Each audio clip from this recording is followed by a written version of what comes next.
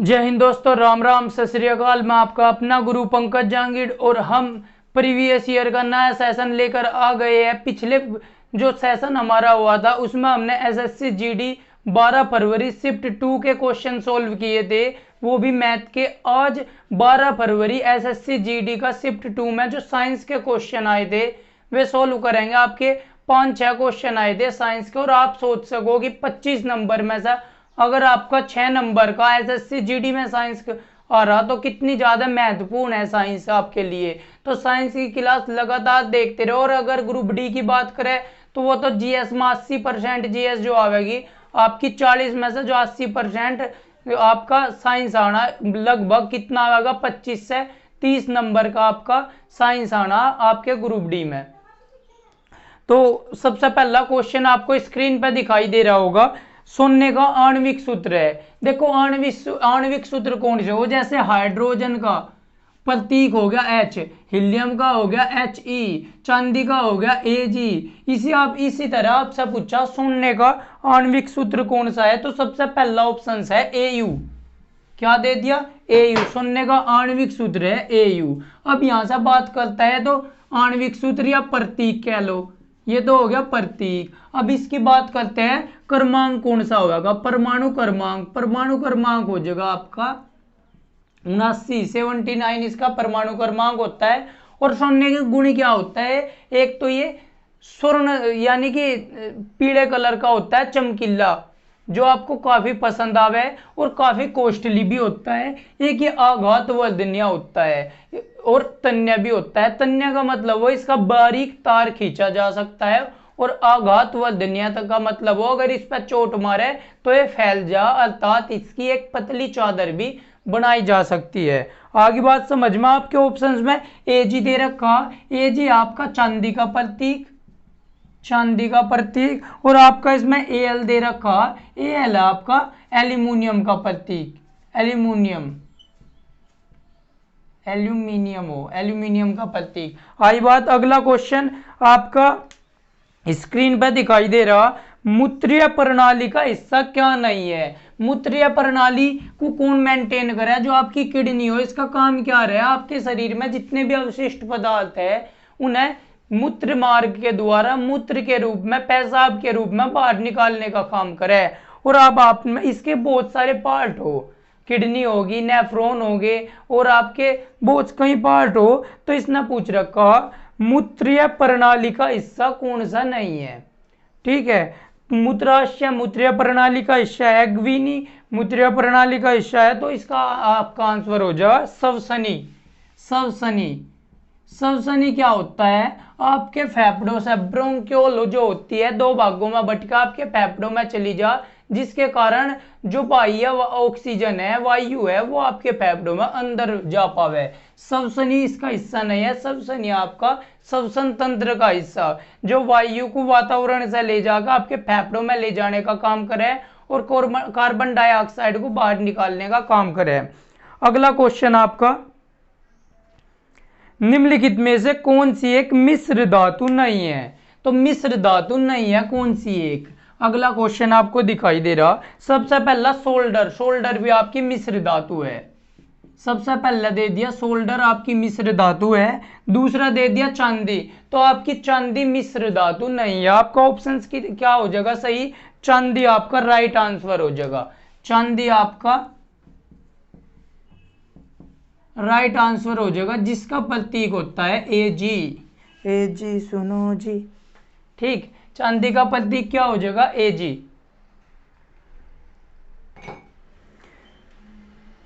याद कैसे रखोगे, जिसकी शादी हो रही होगी वो ज्यादा बढ़िया डाल समझागा। कहना है Ag सुनो मेरे लिए पाल लाई हो कहीं की चांदी की, तो चांदी क्या हो, Ag किसा बोला पता होगा आपको।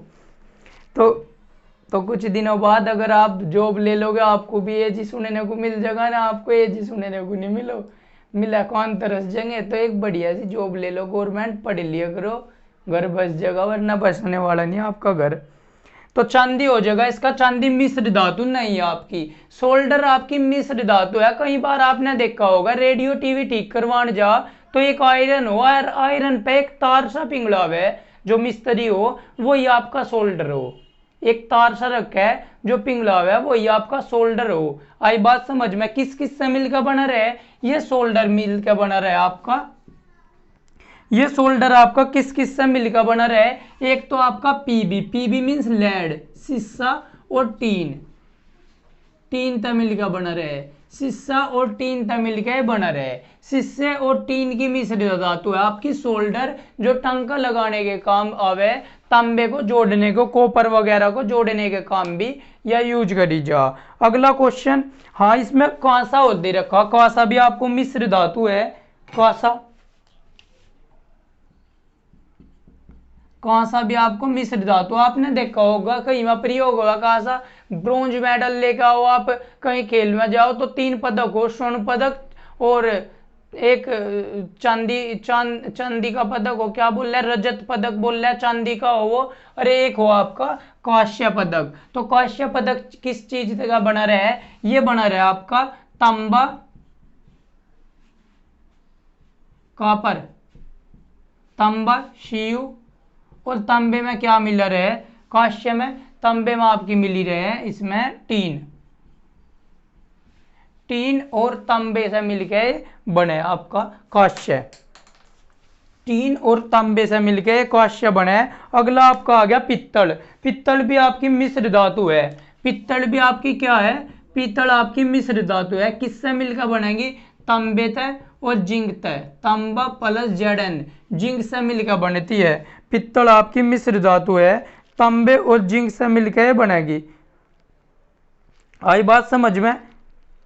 अब अगर आप ये सब समझ में आ गया, Zn से मिलकर बनेगी। अब टीन का पता देखो, इसका हो गया लेड का Ag हो गया, इसका वो चांदी का Ag हो गया, लेड का आपका Pb हो गया, तो टीन का आपका कितना हो जाएगा? टीन का आपका हो जाएगा Sn, टीन का आपका हो जाएगा Sn। ठीक, तो पित्तल, तांबा और जिंक से मिलकर बना रहे। अवे क्वेश्चन मिश्र धातु के, पित्तल मिश्र धातु है, कांस्य मिश्र धातु है, सोल्डर मिश्र धातु है। ये मिलकर बना रहेगा पित्तल, तांबा और जिंक तय। कांस्य मिलकर बना रहेगा तांबा और टीन तय। और आपका जो सोल्डर हो, सोल्डर भी तांबा और टीन तय मिलकर बना रहेगा। ऐसा इसका प्रतीक हो टीन का। आई बात समझ में? अगला क्वेश्चन देखो, अगला क्वेश्चन आपको स्क्रीन पर दिख रहा होगा आपकी। जीवमंडल से प्राप्त संसाधन और जीवन जैसे मानव, वनस्पतियां और जीव, मत्स्य, पशुधन, जो ये हो, ये कौन से मंडल में आवे? ये जैविक संसाधन है। कौन सा है? इसका आंसर क्या हो जाएगा? जैविक संसाधन। आंसर हो जाएगा इसका जैविक संसाधन, सबसे पहला जैविक संसाधन। अगला क्वेश्चन देखो आपका, पौधों में जल परिवहन के लिए उत्तरदायित्व है। यानी कि जो पौधे हो, आपने देखा होगा, आप उसमें नीचे जड़ में पानी दो और वो पूरे पौधे में फैल जा, तो ये जल का जो परिवहन करे, जड़ से लेकर तने तक का और पत्तियों तक का जल ले जाने का काम कौन करे? ये लेकर जा आपका जाइलम, जाइलम, जाइलम। जाइलम हो एक प्रकार का टिश्यू हो। टिश्यू क्या हो? बहुत सारी कोशिकाओं के गुच्छे से, यानी कि बहुत सारी कई कोशिकाओं से मिलकर बना रहे, उसे हम क्या बोलते हैं? उसे बोलते हैं उत्तक, उत्तक, टिश्यू। ठीक है, इंग्लिश में टिश्यू बोलते हैं, तो उत्तक है जाइलम एक प्रकार का। और ये क्या काम कर रहा है? ये संवहनी उत्तक है, जो जड़ से पानी को लेकर आपके तने में और पत्तियों तक ले जाने का काम करे, तो इसका आंसर हो जाएगा जाइलम। अगला क्वेश्चन देखो, ऐसी प्रक्रिया जिसके द्वारा अनुवांशिक रूप से समान व्यक्तियों को बनाया जा सकता है कहलाता है। आपका दे दिया प्रजनन, क्लोनिंग, स्कैनिंग, प्रकाश संश्लेषण, तो इसका आंसर हो जाएगा आपका क्लोनिंग, क्लोनिंग। क्या आंसर हो जाएगा? क्लोनिंग। फिर क्या देखो, ऐसी प्रक्रिया जिसके द्वारा अनुवांशिक रूप से समान व्यक्तियों को बनाया जा सकता है, अनुवांशिक रूप से समान व्यक्ति को बनाया जा सकता है, तो क्या होगा? क्लोनिंग होगा। ये क्या है? अलैंगिक प्रक्रिया द्वारा। जो प्रजनन आप सोच रहे होगे, प्रजनन है। प्रजनन क्या है? लैंगिक क्रिया के द्वारा। क्या हो, एक फीमेल हो एक मेल हो, दोनों में क्या हो, जो उनके सेक्सुअल पार्ट हो वे डिफरेंट डिफरेंट हो, जब उनके बीच वो होगा लैंगिक क्रिया होगी उसके बाद प्रजनन की क्रिया होवे। लेकिन जो इस क्वेश्चन का आंसर है ये हो जाएगा क्लोनिंग, जिसके द्वारा अनुवांशिक रूप से समान व्यक्ति को बनाया जाए। अनुवांशिक रूप से जो समान व्यक्ति को बनाने की प्रक्रिया हो वह क्या होगी, क्लोनिंग होगी। अगला क्वेश्चन देखो आपकी स्क्रीन पर आ रहा होगा, अगला क्वेश्चन आपकी स्क्रीन पर आ रहा होगा। अब आपसे अगला क्वेश्चन क्या पूछ रहा कि रबी की जो फसल है वे कब बोई जा। रबी की फसल में पहली बात तो आपको पता होना चाहिए रबी की फसल कौन सी हो। देखो रबी की फसल जो दक्षिण एशिया के क्षेत्र में बोई जा, सबसे ज्यादा उत्तर प्रदेश, उत्तराखंड और आपका पंजाब, हरियाणा, हिमाचल प्रदेश, इन 4-5 राज्यों में सबसे ज्यादा बोई जा। कौन सा, उत्तर प्रदेश, उत्तराखंड, पंजाब, हरियाणा, हिमाचल प्रदेश, इन 5 राज्यों में सबसे ज्यादा बोई जा। अधिकतर इन्हीं राज्यों में इसे उगाया जा। दक्षिण एशिया जो क्षेत्र है आपका उसमें इसकी खेती हो है रबी खेती। कौन कौन सी आवेगी, चना, जौ, गेहूं, चना हो गया आपका, जौ हो गया आपका, गेहूं इसमें आ गई। तो ये जो है ये सबसे ज्यादा है। मटर हो गया आपका, सरसों होगी, मटर, सरसों, ठीक। ये जो आपकी फसल है ये आपकी रबी की फसल में आवे। कौन सी, रबी की फसल में। तो रबी की फसल कौन सी होगी, चना, जौ, गेहूं, मटर, सरसों। इसका मतलब जो अनाज आवे ना, अनाज बोल दे, चावल वगैरह, और आपका गेहूं हो गए, जौ हो गए, सरसों, मटर, जो अन्न के रूप में यूज होगा ज्यादातर वे रबी फसल के रूप में आ जा। तो रबी की फसल कब बोई जा, आपको याद होगा कि ज्यादा बोल रहा है ना कि वास्को डी गामा कब आया था, सर्दियों में। तो इसी तरह आपको याद होगा कब बोई जाए, सर्दियों में बोई जा, अक्टूबर नवंबर के हेर फेर में। अब जब दिवाली के आसपास से बोई जा तो कब बोई जाएगी, अक्टूबर नवंबर के आसपास बोई जा, अक्टूबर नवंबर। तो रबी की फसल कब बोई जा, अक्टूबर नवंबर में। और इसकी कटाई कब होगा, इसकी कटाई होगा बसंत ऋतु में, आपका अप्रैल मई में। अप्रैल, जब आपके पेपर चले रहे ना 10th 12th के, कई बार ये बोल रहा है कि गेहूं कटाई में पेपर बढ़िया नहीं दिए गए, तो कब होगा, अप्रैल मई में। अप्रैल मई में ये तो आपके बोए जा और ये काटे जा, कटाई होगा अप्रैल मई में। आई रबी की फसल, आई समझ में आपकी बात, ठीक। तो इसके साथ ये क्वेश्चन मैंने आपसे पूछा था मिश्र धातु का, तो आपके मन में आ रहा होगा जब हमारे पास इतनी धातु है तो मिश्र धातु का प्रयोग क्यों करा जा। देखो कई बार क्या हुए, खर्चे को कम करने के लिए, कम खर्च के लिए, और हम ज्यादा चीजें डेवलप करने के लिए, कम खर्च में हमारा काम हो जाए, उसके लिए हमें बहुत सारी धातुओं को मिलाई जाए। यानी कि कुछ सस्ती धातु मिला दी, कुछ ज्यादा महंगी धातु एक जगह मिलागा, हमारा काम चल जा। और इसमें फायदा क्या रहा है कि जब हम मिश्र धातु बनावे, मिश्र धातु में भी आपके ज्यादातर गुण धातुओं वाले पावे। आघात व धन्य पाई जावे, तन्य पाई जा, विद्युत और उष्मा की सुचालक पाई जा, विद्युत और उष्मा की सुचालक पाई जा।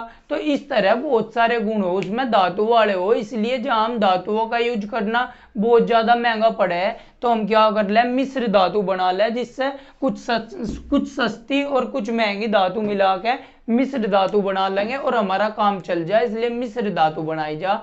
तो इसमें यही आपके 5-6 क्वेश्चन पूछे गए थे, 25 क्वेश्चन में था साइंस के। तो आपको ये सेशन कैसा लगा जरूर बताइए। और कल हम अगला सेशन किस चीज पे लेकर आया, किस एग्जाम पेपर को हम सोल्व करें, तो जल्दी आप बताओ। नेक्स्ट लेवल जो कल हम क्लास लेवेंगे, जो आप बताओगे प्रीवियस ईयर पेपर, उसी प्रीवियस ईयर पेपर को हम सोल्व करेंगे।